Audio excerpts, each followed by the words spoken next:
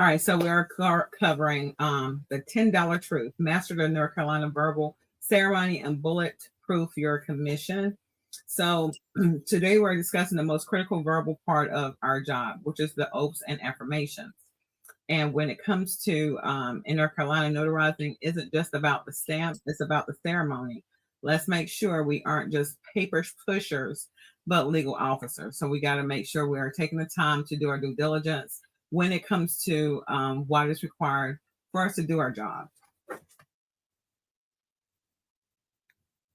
So when it comes to administering oaths and affirmations, doing it right every single time.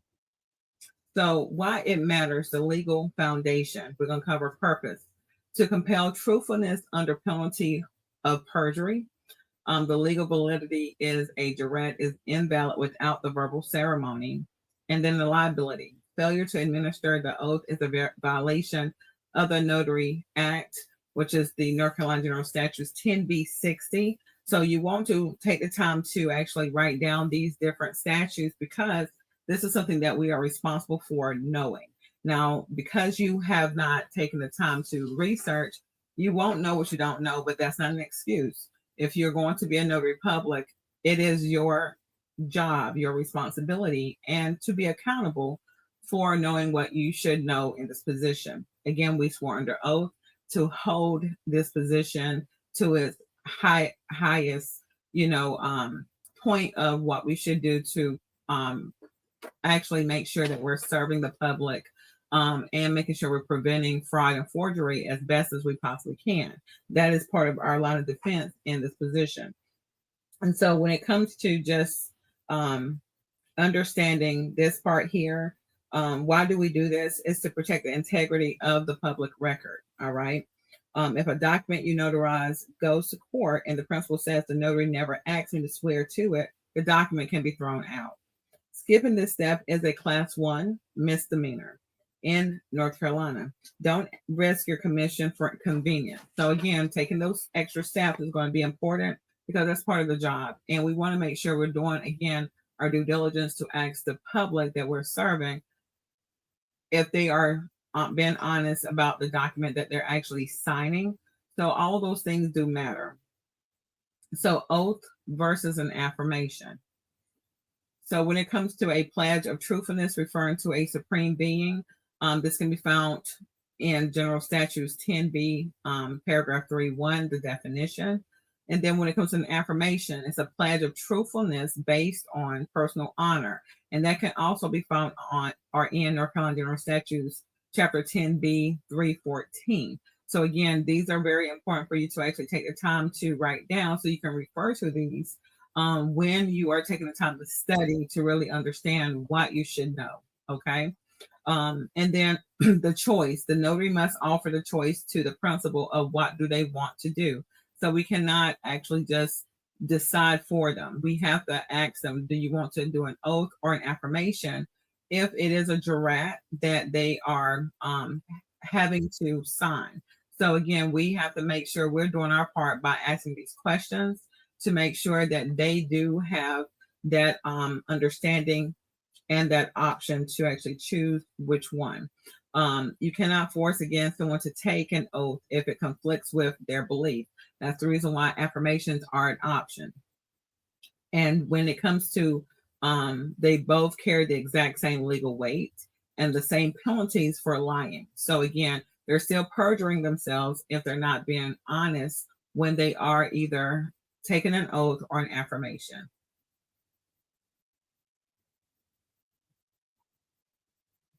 Then when it comes to the proper ceremony, this is the step by step. So you want to, again, the identities first, verify ID before the ceremony, which is again found in General Statutes 10B 322. The physical act, have the principal raise their right hand. So again, when it comes to just understanding what is required, it's very important for you to always make sure their right hand is raised when you are administering either the oath or the affirmation. The verbal response, they must say I do or yes to comply. So silence is not an answer.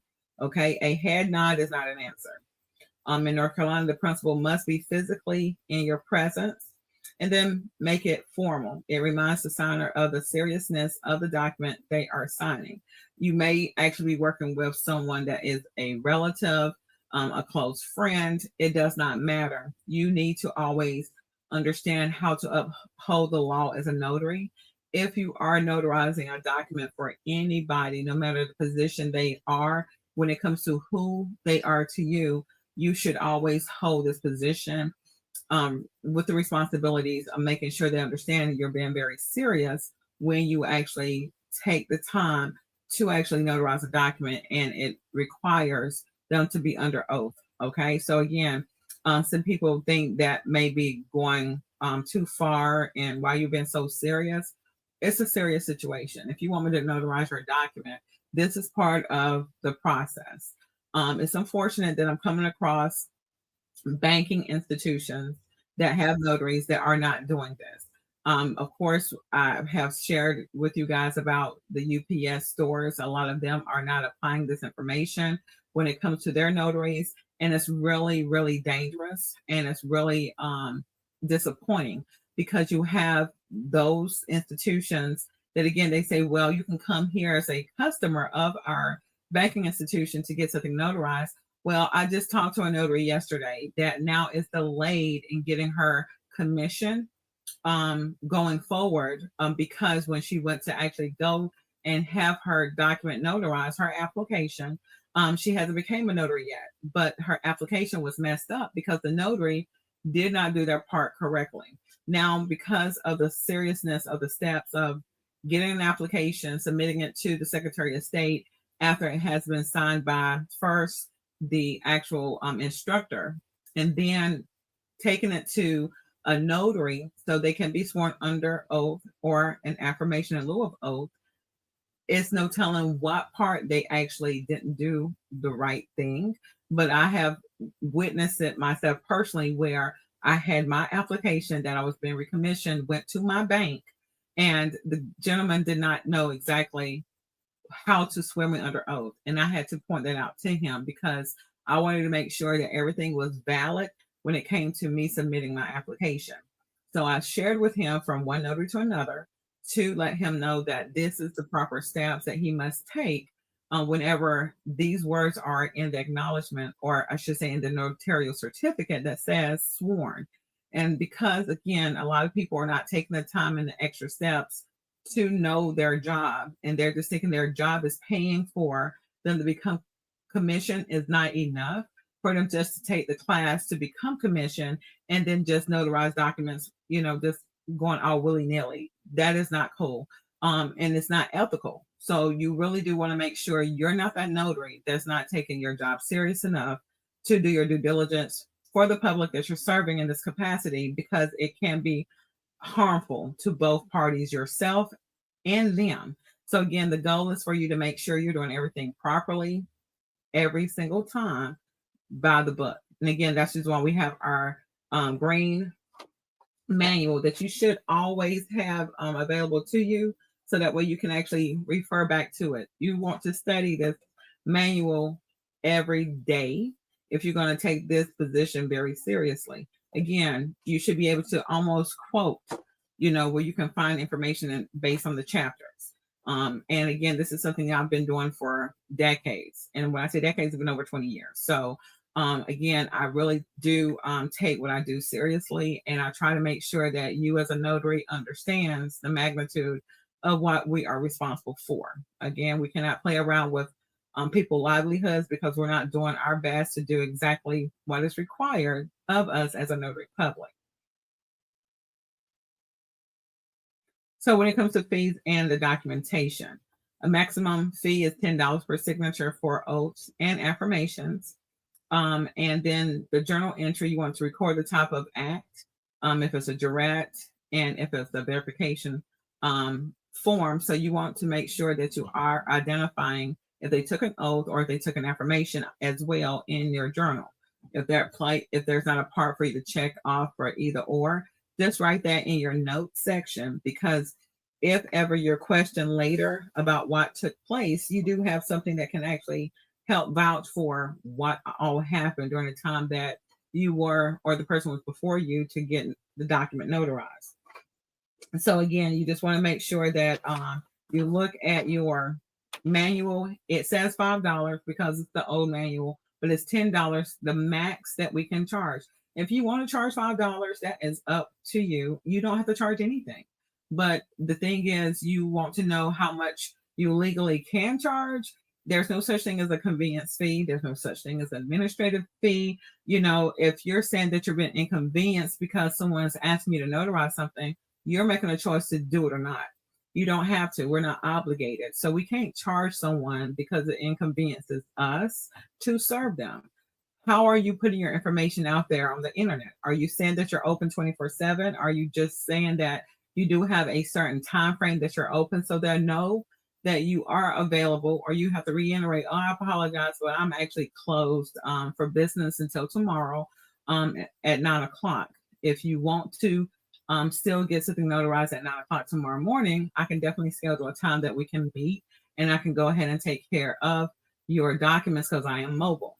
Now, if it's a situation where, again, something may urgently have happened, person may be under hospice care, someone may be in a hospital, we do have those calls that someone is very desperate to have their loved one to get something taken care of because it's that serious. Again, you have to make that decision if you are available or not, because again, you're not obligated in any way. There is the list of us notaries that is on the Secretary of State website, so that if someone needs a notary, they can go to the website and see what notaries are in their area by the zip code. So this is a free service to the public, and this is something that I would encourage you guys to share so they can also know when it comes to the public and you marketing your information that this is a free service when it comes to them finding a notary. What is not free is a charge of the $10 per signature that you're notarizing based on how you are charging for your fees. So again, those are things that are always optional, and it's always good for the public to know what it is that they need to actually prepare for when you're going to come to serve them. All right. So the conclusion and action item. So again, review your Jurat certificates. You have your chapter 6, page 46 and 47 in your manual that you can now refer to just to kind of get an idea of how things are worded on the average notarial certificate. This is something that we're responsible for, again, knowing, understanding, and being able to do our job when it comes to us actually notarizing a jurat. So again, make sure you're taking the time to do that. Practice your script. Do you solemnly swear or affirm? The verbiage is verbatim.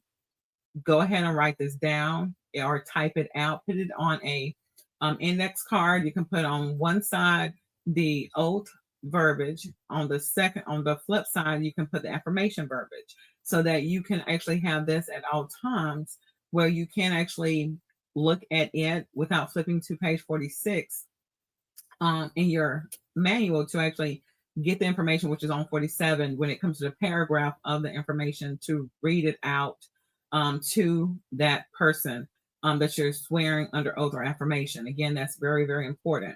And then you want to ensure your $10 fee is posted somewhere. If you are in a brick and mortar, you want to make sure that you are legally posting that information as far as what your fees are. And it should be in the English language. If you have bilingual information that's posted, you want to make sure, again, everything is in English as well as a second language. So the goal is for you to make sure you're transparent to the public that you're serving, where there's not any questions or confusion of what your fees are and what to be expected when they're coming to you. Now, if you do not have a actual location that someone's coming to you and you're mobile, it's okay for you to, again, make sure you're very clear when it comes to you speaking to them about your fees, as well as on your website. If you have a website, please do make sure your fees are very visible. Everything should be consistent across the board statewide, instead of notaries having these variations of fees that doesn't make any sense or does not match what the general statute says. You have to understand who your audience is. If you're talking to the public, then you need to make sure you have your clear information of your fee amount. If you're talking to a business, then it's negotiated. Okay. So you can speak on, the general public is $10 per signature that we notarize. If you are hiring me to actually assist you in a notarization for your business, then that is something that we can have a conversation about. So now they know that there's more that may be involved when it comes to how your fee structure is. Please just make sure you have your fee structure written down somewhere so you won't be tripping over what it is that you need to communicate with them, and you're talking to them with certainty of how much you're charging. That does make a difference. So again, we just want to make sure you have clear information and understanding on what we are expected to do in this capacity, because it does matter. You are the guardians of the law in North Carolina. So let's all act like it just by doing our job, taking the time to read, execute, ask questions when needed, so that you can actually make sure you're doing everything by the book. And when I say ask questions, I do want you to research first, because you do have your book. If you can't find the information for whatever reason, yes, then actually ask someone if they can assist you. I'm seeing way too many anonymous notaries sending information on the Facebook groups, and it's as if though they're trying to get a training course there by every type of document, and that's something that you should take the time to see. You need more training, okay? And it's okay to get more training, because again, you should always be learning. So with that being said, I have a North Carolina Notary Basics Accelerated Workshop.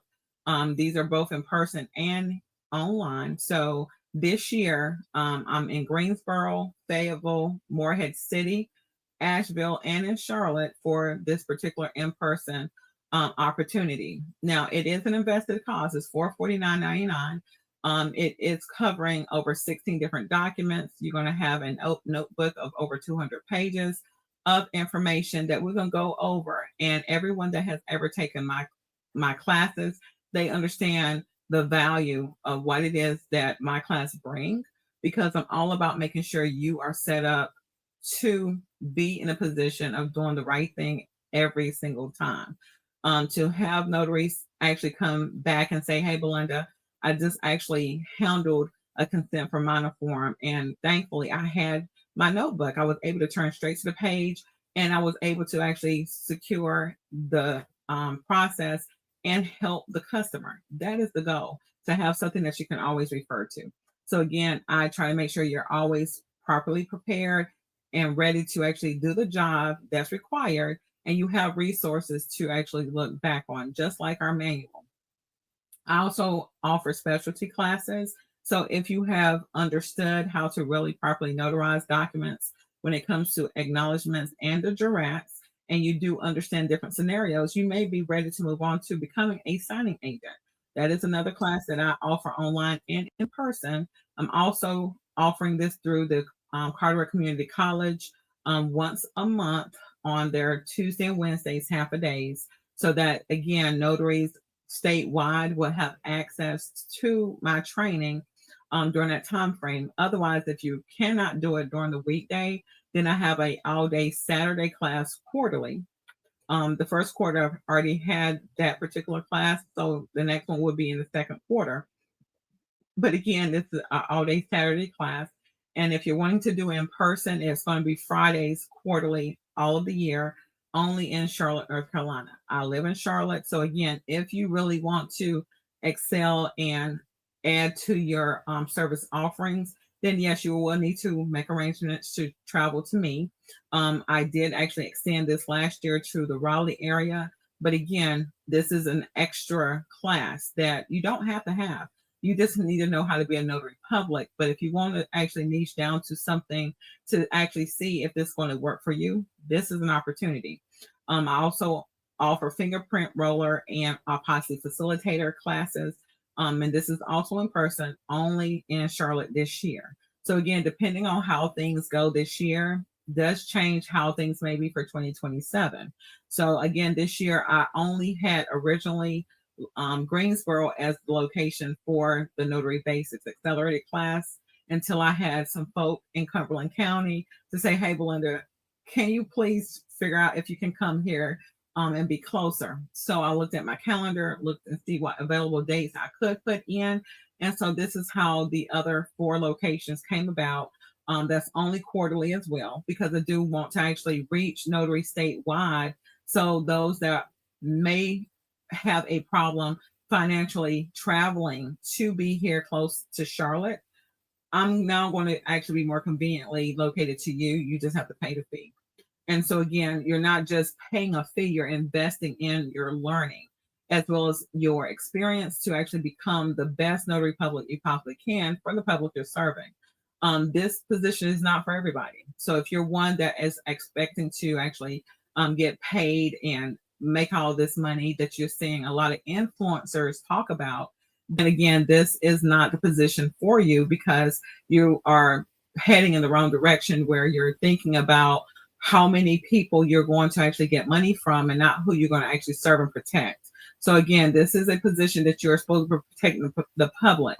And again, I want you to be setting yourself up for success by prioritizing what you should for the people that you're serving. So again, this is something that I do actually talk about and speak on with passion, because it is something that you should also feel the same way about. And if that's something that you cannot say, that you're becoming a notary to help the public versus helping yourself, then you should go ahead and bow out gracefully. No one will be upset, but we just want to make sure you're not putting someone at risk by doing the wrong thing. And of course, putting yourself at risk, because you can get fined, you can go to jail, you can go to prison, you can actually just, again, have a hard time getting a license for anything else. If you have a situation that you have your commission revoked or suspended, it's going to affect you as an attorney. It's going to affect you in other licensure positions. So you really do need to understand the severity of what it is that you're doing before you do it. Okay. So now I'm going to open the floor to all of you great people that's here. So again, you can unmute your mic, ask questions, raise your hand. The feature is at the top. So anyone that has a question, please do raise your hand so we can make sure your question is heard. I don't know if someone has put any questions in the chat. So if anyone don't mind moderating that would be greatly appreciated, because to be very transparent, I have ADHD, so it's hard for me to actually toggle looking at the chat and try to stay on topic without forgetting what I need to be talking about. So again, to try to stay on track, teamwork makes the dream work. So again, for those that can help, I really appreciate you. Belinda, this is Sunita.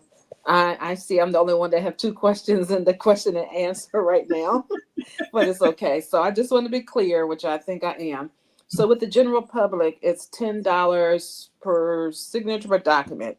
And then there is an increase in fees, like if I am doing services for a business, correct? So general public, it's $10, correct, per signature per document, correct? So let me just make sure you do understand how that is charged. If there's a document that may have 3 pages and there's 3 areas that a person has a space to sign, we can only charge them based on a notarial certificate that leaves right after them signing it. So that would be considered us actually notarizing their signature when it comes to the actual notarial certificate that we're actually filling out to notarize. So we can only charge them that one $10 fee for the one signature, not all 3. Okay. Right. Okay. I think I just thought about it after I was asking the question. I think I said it wrong. But You're yes, fine. but that's what I meant. Okay. Thank you. And then my second question was, I noticed you said, Forrest, with the course you're offering with the fingerprint and the apostille services course, I noticed you said fingerprint roller. What does roller mean? So the actual position that a person that's called a fingerprinter is actually a fingerprint roller, because they're rolling a person's prints onto the card. So that is the proper name. But you normally hear people say, "Oh, I'm a fingerprinter." No, you're a fingerprint roller. Okay. Thank you. You're very welcome. Mr. Dave, you're up next. Hi. Say someone has a document that they want to get notarized and the certificate is a jurat, and they do the wrong thing and they sign and date the document at home. And then either later the same day or the next morning, they go to the notary. Is that copy of the document in any way salvageable by the notary? Or is the only thing the notary can do say, I'm sorry, I need to give an oath to you before you sign and date this document, and this copy is spoiled. You need to go get a fresh, clean copy and bring that back to me, and then we can do everything the right way. You get the oath, you sign it, and I notarize it for you. Okay, so it all depends on the document and what agency or company it has to go to. There's many times where I do actually bring it to their attention that I do have to see them sign the document because it is a jurat where I have to swear them under oath or an affirmation. In that situation, I would just actually go through the proper processes after I properly identify them and swear them under oath or affirmation based on what they chose. And then I will have them rewrite their signature above or beside, but now I have to actually, again, physically see them do that. And many cases, not a problem when they can explain it to the company or whomever they're sending it to was, oh, I didn't realize I did not supposed to sign this before going to the notary. Some documents in big, bold print usually say, stop, do not sign until you're before a notary, because they know that this has been an issue over time, that they now have put that disclaimer there to help the signer have some idea to not do anything else when it comes to the signature portion until they're actually in front of a notary. So again, it all depends on the situation. If it is a MVR 191 form, aka certificate of title. So if someone is selling a vehicle, again, this is something where if there was a oath that some of the titles that are very, very much older do still have the language of a jurat versus an acknowledgement, which is what we are majority will see now. We would have to let them know that they might have to go and order another title, just so that that's not an issue of rejection from the DMV. So again, it's a case-by-case basis. DMV may accept it if we allow them to sign it again. But again, it all depends on the location and the company. They have their decision as the final say of how they're going to accept these documents. So it can go either way, Dave. So there's a lot of types of documents that where that situation might arise, where there's no way for the notary to know whether the party that's going to receive the document insists upon everything being done from a clean, fresh copy, or whether they would accept one that was signed twice and maybe even dated twice. And so it's beyond the notary scope, and the person may have to either take the risk and find out, or go and ask and find out before they do it. So either way, it's a bad situation, but it's not totally always uncurable from the notary standpoint. There's sometimes where you might be able to work it out. It might work out with that copy and everyone will be happy, but the notary might not know. For DMV, I've heard it before in the discussions. They like things to be clean, and they have forms. They do say no corrections or erasures. Yeah, cool. Thank you. They do a You're welcome. And so to say this, and I'll get back to you, Miss Vicky, I'll get to you. Just hold on one moment, okay? So when it comes to, again, we notaries, we have just one responsibility: properly identifying someone, making sure there's no blanks that's visibly that needs to be filled in before we actually notarize the document. We don't need to concern ourselves with a mistake that the customer made, because again, that's their mistake. Now, you try to avoid making mistakes on your own, because of course that can be a problem. But the goal is for you to actually share with them if you acknowledge that may be a problem because they did things out of order. At least you have brought it to their attention just in case it does go wrong when they actually try to submit it. So with that being said, again, the goal is for us to just do what we can do, and then that's it. If they made that error, then they may have to again pay you to notarize that document yet again, because that was their error, not yours. You can waive it. That's up to you. That's a decision you can make. But again, that is an option for us to do. Ms. Vicky, you were saying what now?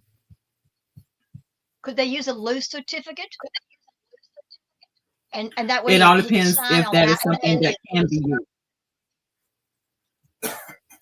So with a loose certificate, again, it is you have to now cross out that notarial certificate if you're using another one, because to make sure you understand, there's only one certificate can be valid for a particular signing.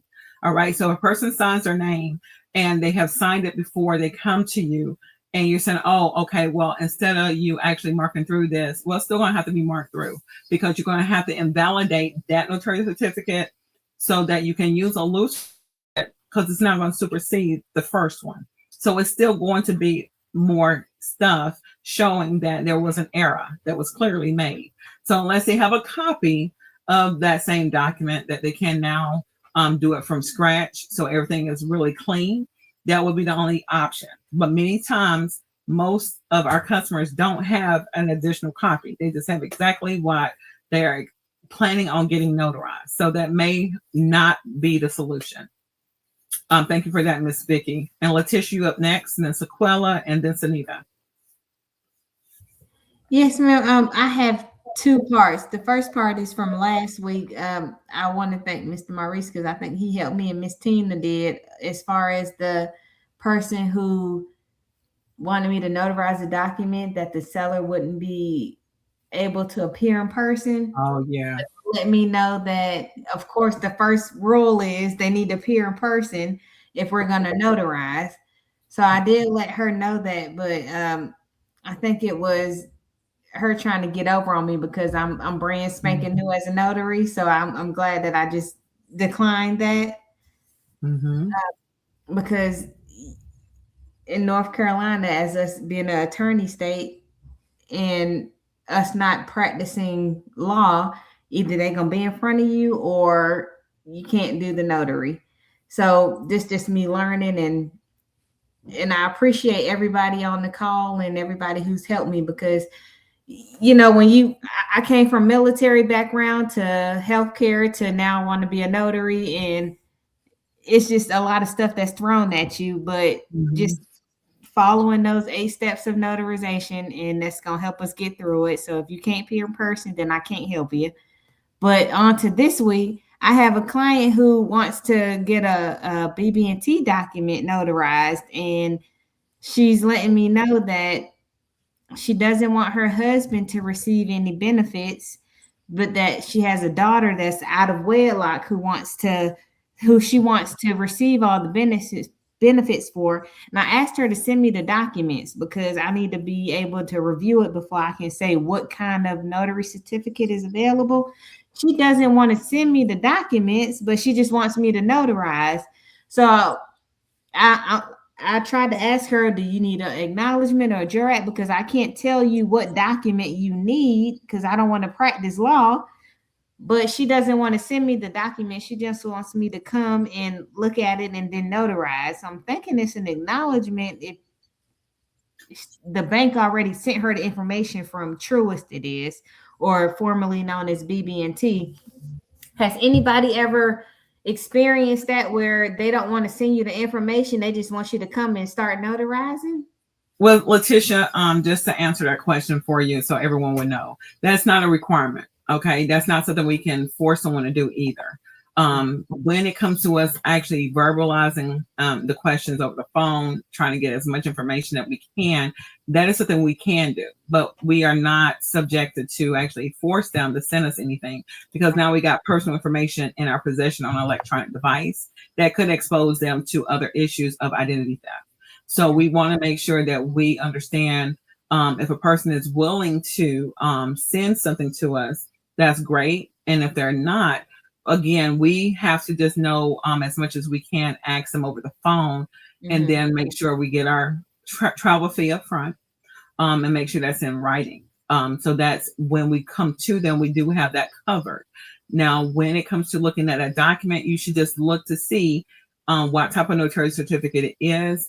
And a rule of thumb is for you to always carry loose certificates with you, so that if there is a situation that it needs to be a loose certificate attached to the document because it's not properly showing the notarial certificate, or it may not be one at all, then we can actually make sure we are prepared for those situations. The goal is for, again, a person to find a notary. And a lot of times you're not going to see the document until you're there to actually see it in person and look over it. So that is something that is a normal process. Okay. Yes, ma'am. All right. So thank you for that. Andrea, and then we have Letitia, LaSequella, and then Maurice. Andrea, you're up next. Yes, good evening, everyone.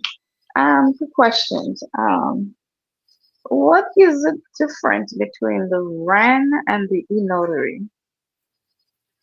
The difference, you have what they call RENA, which is the Remote Electronic Notary Act, that covers being a remote electronic notary. You cannot be a remote electronic notary until you are you have the training to be an electronic notary first. The way the electronic notary is positioned now in the state of North Carolina is considered in-person electronic notarization, which is considered IPN. This is something that we have been able to do since 2006, since it has been in the state of North Carolina. RENA just started after 2020 because of the pandemic, which is why the emergency video notarization is part of a substitutional solution until we are able to move into remote electronic notarization, like other states that does RON, which is remote online notarization. It's the same concept, but we have to be an electronic notary commissioned to do that here. So so to do those, do you have to, is one exam test you have to take or two? You have to be a notary first. So you have your Right. commission that you currently have, but then you have to pay for additional training to be an electronic notary and go through the exam to pass it, and then get a certificate showing that you are trained to be an electronic notary. And that will cover the RAN, the RAN. Once we can actually do RAN, yes, that will be Okay. a requirement met. But then, of course, you will have additional training on platforms that you have to learn to actually use to do the remote notarization through the platform. Okay. All right. Thank you. You're welcome. And Miss Sequella.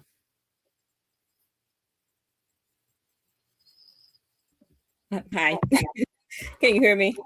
I can. Okay. Could you go back over that again in reference to the oath and the jurat?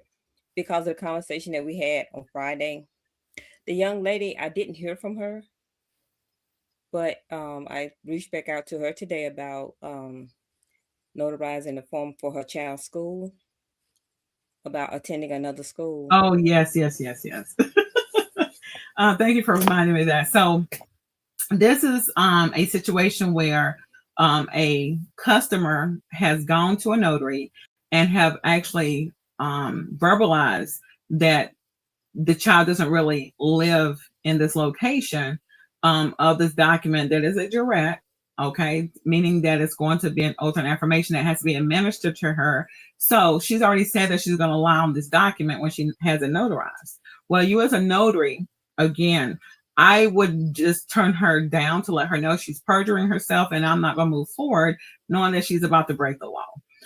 So this is the thing where people may say a lot more than what they realize is going to put them in a position of not getting their way. And so it's unfortunate that, again, she shared this information, but it could also have protected her for her to understand the weight it carries. If the school investigates and find out her child does not live at this residency, it's going to have him removed from the school, and she can actually, again, now go to court and have to face penalties of perjury. Perjury is like an automatically jail time. So that's why it's really important for, as a notary, anytime you have a situation where it's considered an affidavit of residency, a lot of students have to have this form filled out if they're moving, and now they have to show proof of residency for that school that they're wanting to enroll in. So this is a common form that a lot of parents do have to, again, have notarized. And so, again, this is a person under perjury that has to actually sign under oath. And this is another reason why it's very important for us as a notary to swear them under oath with their right hand raised. Because if she go to court and say, well, the notary didn't have me to actually put my, raise my hand or go through an oath process, now it can be kicked out and she may not get penalized because the proper channels was not followed through the notary. But guess what? Now the notary has to face properly penalties for not doing their job. So that's why it's very important for you to understand the severity of doing a jurat, us actually following through, making sure we administer the oath or affirmation in lieu of oath whenever that word sworn is in the certificate before we notarize it. So again, we have to make sure we take the time to look over the paperwork first, so we will know if there's a acknowledgement versus a jurat that we have to actually deal with before the notarization takes place, so we can properly prepare the person that we're serving how we have to, again, administer an oath and affirmation if that is the type of certificate that we have to notarize. So again, that is always important to understand. Just like the Truist BB&T situation, they're telling you a lot of information that's none of our business. And we would try to, I try to avoid to get in personal information with people, because at the end of the day, you're making a conscious decision of how you want to do things. Hopefully she's got her beneficiary information on her account of how she wants things done. Again, that is not our business as a notary public. So again, it's just important for us to know exactly where our positions are, so we don't get in the mess involvement, okay, personally, when it comes to what a person's about to do. But if you know someone's about to break the law and lie, please just remove yourself from the situation. That $10, $20 is not worth it, okay? Maurice, you're up next. All right, thank you, Belinda. You're very welcome, Sequella. Hello, can everybody hear me? Yes, I can hear you. Okay. Belinda, I want to say something about, I think the young lady said something about the document, and she wanted them to send the document over to her. Yes. That is true. You open yourself up to a lot of liability.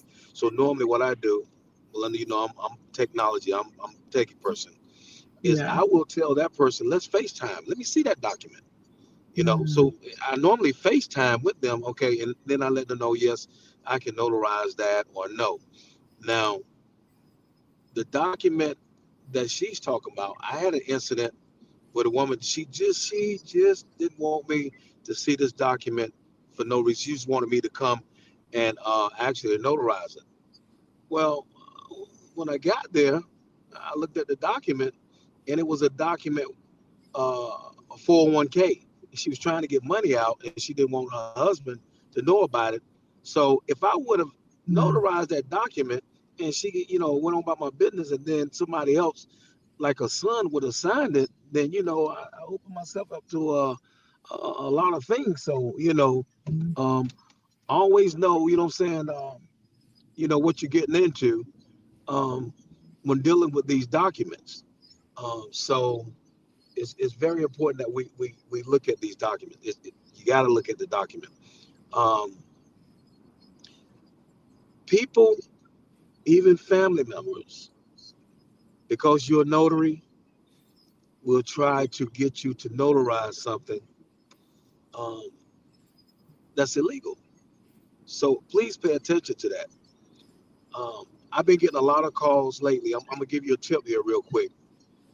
I don't know if a lot of the notaries online know that one of your biggest clients could be your U.S. Army recruiter, your U.S. Air Force recruiter. I've been getting a lot of business from them off this one recruiter, because when someone go in the military and they have a child, that document has to be notarized. Yep. So now I'm doing 4 to 5 notaries every day from different recruiting stations. Wonderful. So you want to reach out to them, let them know that you're a notary and that your services are available, and watch and see how much business you get. I mean, I'm busy like every day. They call me every morning. It's like clockwork, 8 o'clock.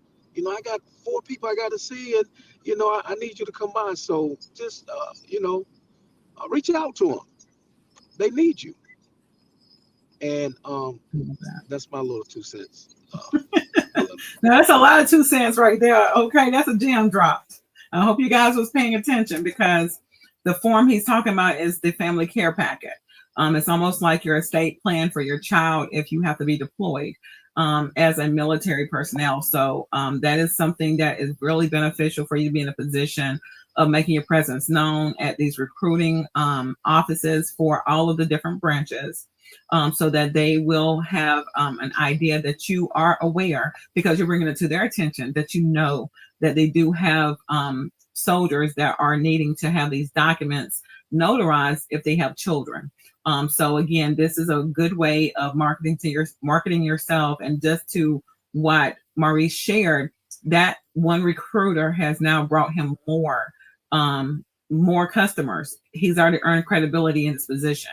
So this is how you can actually put yourself in a position as the authority, as you should be, because you are a notary public and you understanding how to properly notarize these documents. And most of them are Jurats, because you're dealing with the fact that they're placing their children in the trustworthiness of another. So again, this is a great opportunity for you to position yourself to actually gain customers. Becoming commissioned is just the first step. People don't know that you're a notary until you actually tell them that you are a notary. They don't know you from Adam. So if you're not on the public forums and on the internet, again, you're not going to get a lot of business unless you have a lot of customers that can share people word of mouth that you are a notary. So again, the more visibility you have, the more you're leveraging exactly the free opportunities that you have to actually show up in different areas when people are looking for notaries near them. And you may be the notary that is actually closer to them to actually get your name out there and get started. So do yourself a favor by setting yourself up for success in that way. Sanita, did you have another question or comment? Yes, I did, in reference to Maurice's information he displayed in reference to the 401k scenario. So at that point, I know you stated that she, I guess, didn't want her husband to know about, what she was doing. So wouldn't that be, we're getting involved in her business at that point? Far as the reasoning for her needing to have that 401k document notarized? Maurice, was her husband's name not listed on that document to sign as well?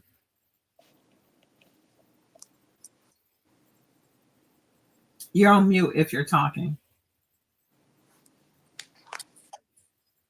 Maybe he stepped away, I guess. So I have found where there's a lot of situations where there's a 401k and they're married and both names are on the document. I've done quite a few of those, and yes, they both have to be present. So it sounds like in his situation, someone may have been in a position where they did not want to actually have their husband present when, again, their husband is actually listed on that document. And he alluded to, had he notarized the document, there would have been that space for her son to possibly forge the name and possibly have put in who personally appeared, where the notary didn't put that on there. So Maurice, can you hear us now? Can you talk? Can you hear me? Yes, we can. Yeah. I didn't get everything that she was saying because I had just walked in the house and it tried to log me into my Wi-Fi at home. Oh, you're fine. The question was on that 401k document, was there two names on there or just the wife that made the statement she didn't want her husband to know about this? Right. There was two names, but what she was thinking, and that's the reason why, we have to be knowledgeable. You know what I'm saying? Mhm. I'll call Belinda in a heartbeat if something don't feel right. I'm on the phone. It just don't seem right. So we have to be knowledgeable because we can land ourselves in jail. And another thing, if you don't have E&O insurance, get insurance. You know what I'm Mhm. saying? Like there's no shortcut. Because when Belinda told me about the insurance, I was like, insurance? I mean, I got vehicle insurance, but you talking about insurance to be a notary? It's to keep you out of, it's really, not to keep you out of trouble, because if you get in trouble, you get in trouble, but it's to make sure that, there's something there to sort of like protect you. So you need to get it if you don't have it. It's no shortcut. You know what I'm saying? I'm just being honest. It's no shortcut. Um, Especially if you're gonna do loan signings or a branch off or just doing, general work, get it. But Okay. I knew about those documents because I do those documents for people that work at the post office all the time. Now, the thing about it is, with the documents with the postal service is it doesn't require a wet seal. So a wet signature. So what that's gonna do is when Rand come out, it's gonna open the door for me to do these really nationwide. Because I meet a lot of people because I'm the branch president of a union and we always go to these big conferences. So to put my information out there and so it's look, it's well, what's this, Belinda? It, it you're not gonna get rich overnight doing this. But you Mhm. can make money. You really can make money. But like Belinda said, you have to position yourself. And I guess that's what I'm trying to do now is I'm trying to find my really what I really want to do. Because I said loan signing. I got a brand new Mhm. printer in there. I haven't even been open. I don't think that's what I want to do. So now I'm being honest. I think I really want to do digital fingerprinting because it seems like it could be very lucrative if you know how to position yourself. Right. But that equipment is going to cost you about $8,000, eight to ten Mhm. thousand dollars. So you got to find out what you want to do, but be very knowledgeable in the documents that you sign in. Make sure you read these documents. There's no way around it. Read these documents. I had another incident real quick, Belinda, and I told you about this. I think I've Mhm. said it here on your platform where the lady wanted me to notarize a document. Well, it says that the child also personally appeared before me. There was no child around. The daddy had the child, but the lady wanted me to notarize a document, and I didn't notarize that document. And she said, "Well, I was another notary was going to notarize it, but I just couldn't get back in contact with her, And I told her, I said, "Well, you maybe you need to call that notary." You know what I'm saying? But I wasn't going to notarize that document. So you just have to be careful. You really have to. And if there's something on that document you don't understand, don't notarize that document. If you don't understand it, you know. So, uh, but that's my again my 2 cents, But just be the best notary that you can be. I think that is great that Belinda have this platform so you can ask questions. You know, there's a lot of places that don't have the platform that we have here that Belinda offer, and I'm glad that she take out her time on Tuesday and have this platform for us. And then she's doing the classes also. So if you get a chance to go to one of her classes, please go. I would love Belinda. I'm sorry, there's one that you have in here in Fayetteville. We talked about it, and that's my wife's birthday that weekend, and she wants to go out of town, so I won't be. I'm so sorry. I understand. Okay.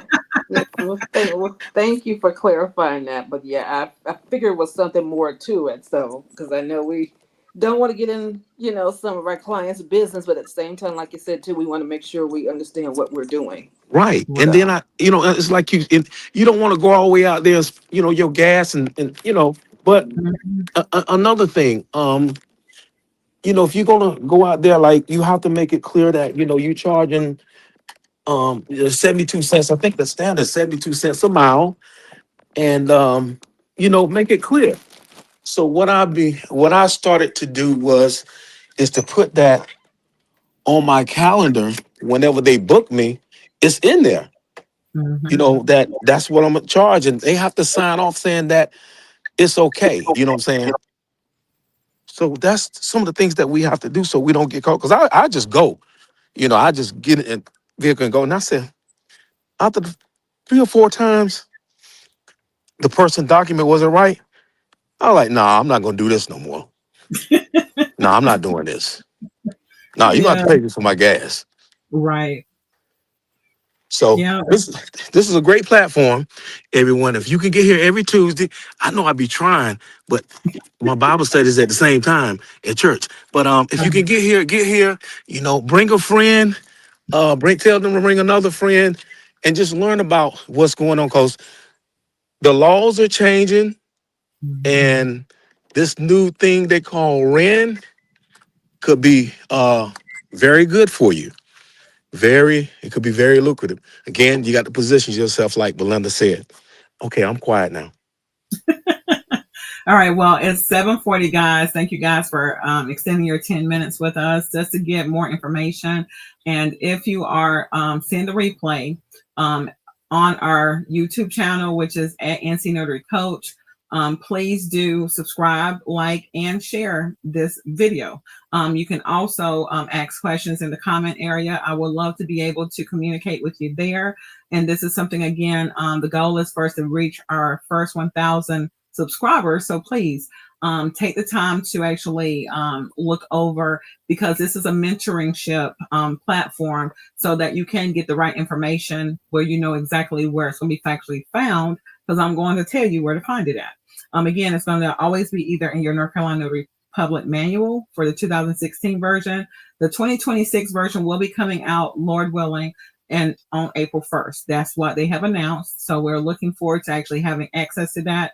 They've already shown the book cover, so it should be ready and available. It's going to be $35. That $35 is going to cover what we currently have in our 2016 with all of the updates. And then it's going to also have the electronic notary section in there, as well as REN. So all of the 3 different types of how we can notarize documents is going to be covered in that one book. And it's also going to be available to us online once we pay the $35. So we're going to have the physical manuscript as well as access to it online at no cost, in addition to the $35 that we pay. So it's really well worth it for us to have a commission for 5 years.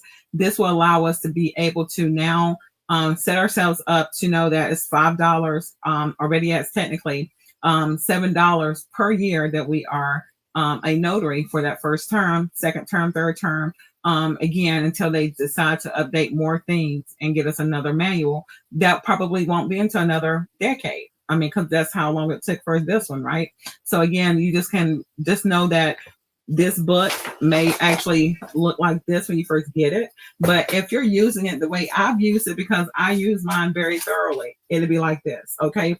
Poor thing. I had to get another one because this is so worn that, again, I had to get one because the pages are falling out. So this is, again, something that I hold dear when it comes to just making sure you know exactly where to go, having the resources that you should have available to you, because, again, in extension to the manual, these TNTs are to help fill in some of the gaps, as well as the training, giving you more clarity to help you elevate your knowledge. So do your studies, because the book is there. And if you want to do advanced training, because just like an attorney, they do to continuing education all the time. They have student loans, unfortunately, that they have to pay back for those 7 years of schooling. And you only had that one day of class. All right. And so, again, the trainings are going to help improve your knowledge, your understanding to fully execute what you need to know and do as a notary public. So remember, always be learning. And I'll see you guys next Tuesday at our Tuesday Notary Tune-up at 6:30. All right. Have a good night. Good night.